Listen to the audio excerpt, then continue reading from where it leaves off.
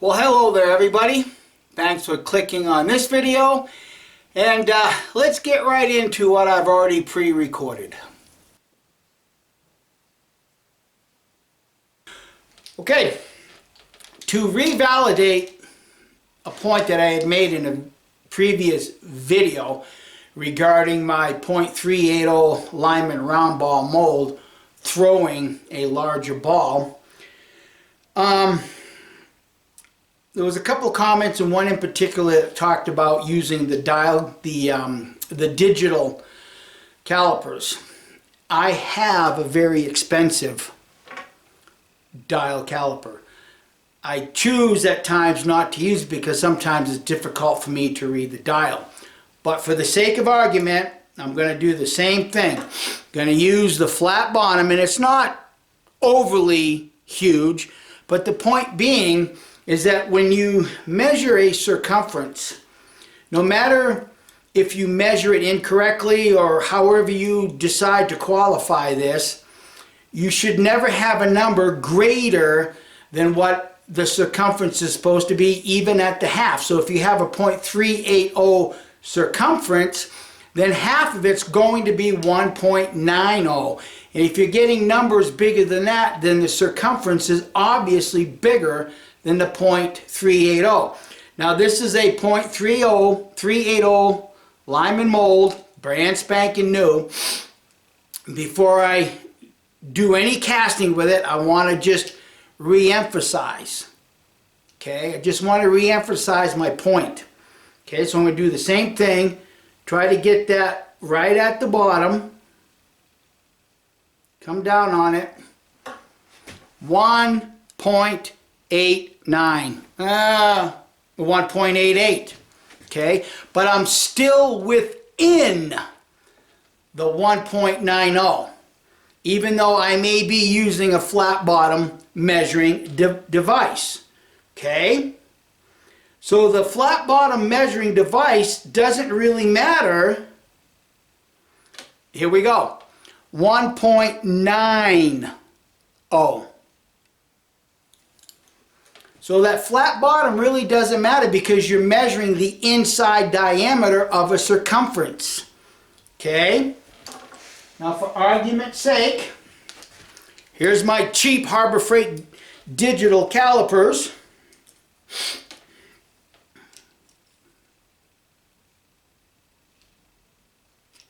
I rocked it too much. Try to come down slow and steady. 1.95. It's a little over. 1.89. Okay? So even though I had measured the other mold like this, 1.89. I'm within the circumference of the circle, which would be the round ball. So I'm going to get out there and I'm going to start casting some round ball. So how did it do? Taking my dial calipers first, just for argument's sake, and I'm right at .380. And as I showed previously, even the depth gauge can get you close to what you want. But I'm going to take the same round ball and turn it just a hair and see what I get. .3815, 382 maybe. Turn it again, just a hair. 382.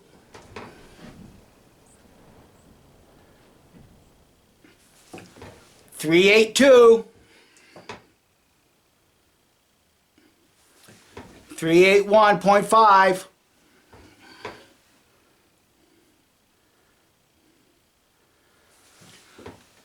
3.795 or thereabouts. I'm going to call it .380. Again, .380. Now what I did is as I had cast the round ball, at 100 round ball, I cast 2. This is a double cavity mold. I cast 2 round ball, and I set those aside because I want to see if both sides, the double cavity mold, will throw out the same size round ball. And just for the sake of argument, again, I'm going to measure where the sprue is to the bottom. Whoops. Get it flat here.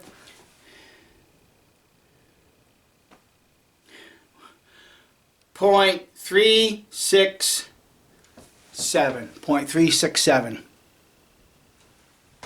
So obviously, sprue up or sprue down unless you're using a felt wad. Okay. Now, before I get to the second round ball, according to some, here's a piece of shit dial calipers from Harbor Freight.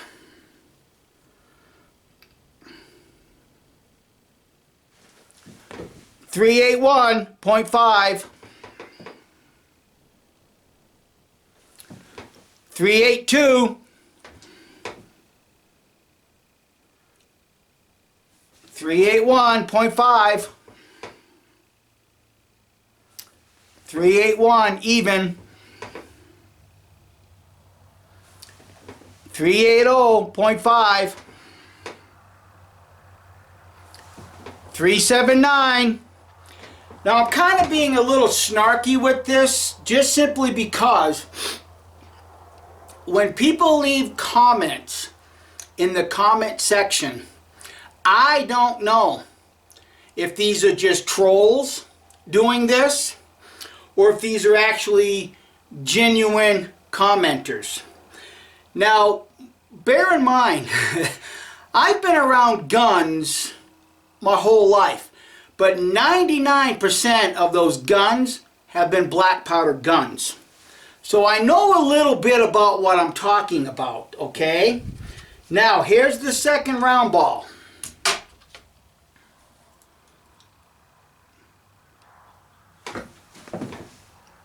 .381.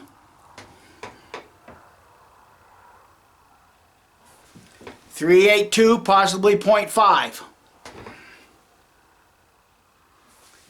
381.5 or thereabouts. A good 381.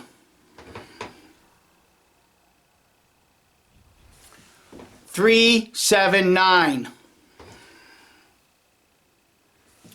380. 381. Okay, now I'm going to take, the piece of shit dial calipers.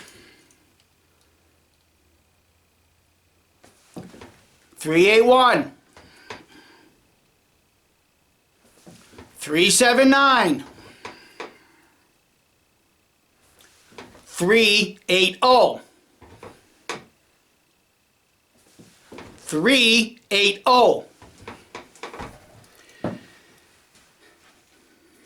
Again, I'm kind of being snarky because all my life when it comes to these guns, any type of black powder gun, I've heard it all. I've heard so much bullshit thrown over the years.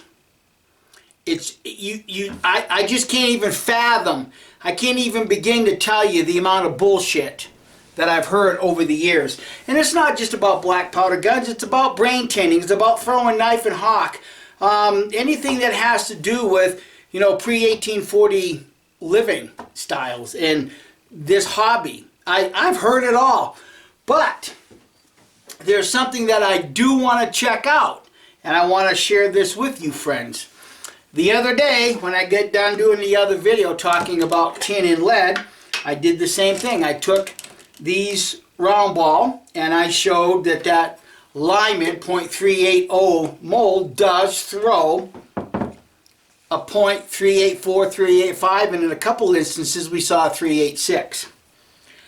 But after I get done with that, I went ahead and I cast up a jar full of these bullets because I want to do some further testing. But what I want to do, this round ball right here is from my Lyman mold. I'm going to set this in the cylinder of my 62 Pocket Police. And I'm going to take one of those .380 round balls that I just cast and measured, you know, even with a piece of shit dial calipers. Put the sprue on top, and I'm hoping you guys will see. Let me get the sprue directly on top here. And I will tell you that that brand new Lee mold cuts this sprue really, really close to the top. Okay, kind of got them in there. I don't know how well you guys can see that, but if you look real close, you can see that the .380 round ball sets just a hair deeper than that .384, .385 that's being thrown from that Lyman bullet mold. Okay, and before I go any further, I do want to test the same thing with the cylinder in my 62 Pocket Navy, just simply because I know that this gun more than likely came from a SAS shooter, because when I got the gun I could definitely see that the cylinder had been reamed. And I want to check the depth difference between these two round ball. Because what I don't want to have is have a .380 round ball drop to the bottom.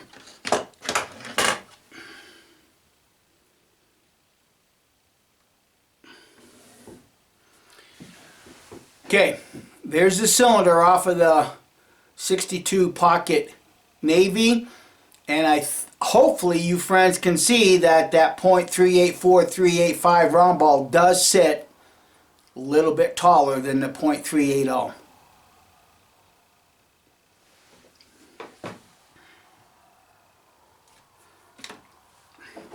And it does, at least with my eyeballs. Let me throw this back together and conclude here.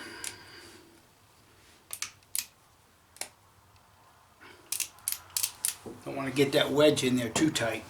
Okay, so my ultimate purpose now is with the .384 and the .380, we'll just call it 380 for argument's sake. I want to see through a water jug test how much the .384 compared to the .380, how much that round ball elongates itself.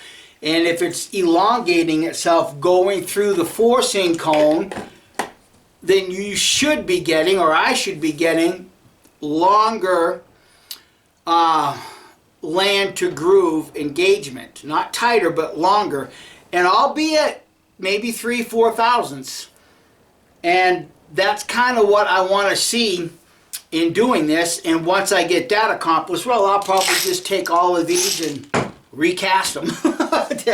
Yeah. But anyhow, friends, that's really all I have to say about that.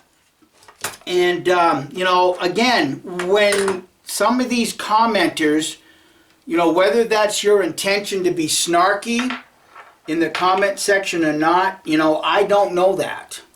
I don't know that. I don't know where you're actually coming from. Just like the whole tin in the lead thing. You know, I don't know where everybody's coming from when they're making comments, but I think I did show by reasonable methods and coming to a reasonable conclusion, tin in your lead does not expand the bullet. And I understand the value of tin in lead. Okay? So anyhow, I guess that's all I really want to say about that. Hopefully within the next few days I can get out and do some shooting with these .380, in particular through my Uberti 62 Pocket Police, to see what I can do about zeroing that gun in. And at this point, I'm not really confident that a .380 is going to make all that bit of difference between a .384 .385 round ball. I really don't think so, because when you're going down that forcing cone, you're actually elongating the bullet. And whether, well, there again, I did mic it on my U-Birdie. The exiting landing grooves is .360. So it's swaging right down to a 36 caliber bullet. But in my mind, because of the forcing cone and that .380, no, .385, the bullet elongated. But that's why I want to capture them sometime this summer and then just, you know, put this topic to rest. So anyhow, friends, take away with it what you will. If you feel so inclined to continue leaving snarky comments, well, you're more than welcome to. Because whether I gain subscribers or lose subscribers, you friends have seen that I don't commercialize this channel, and I'm not asking for patrons. So yes, I'd like for you to share it, because I think the information is valuable and we can all learn from it. But at the same time, I understand that there's a whole lot of, you know, information out there directly from a book, and that's what everybody sticks to. Well, there again, that's all a matter of opinion.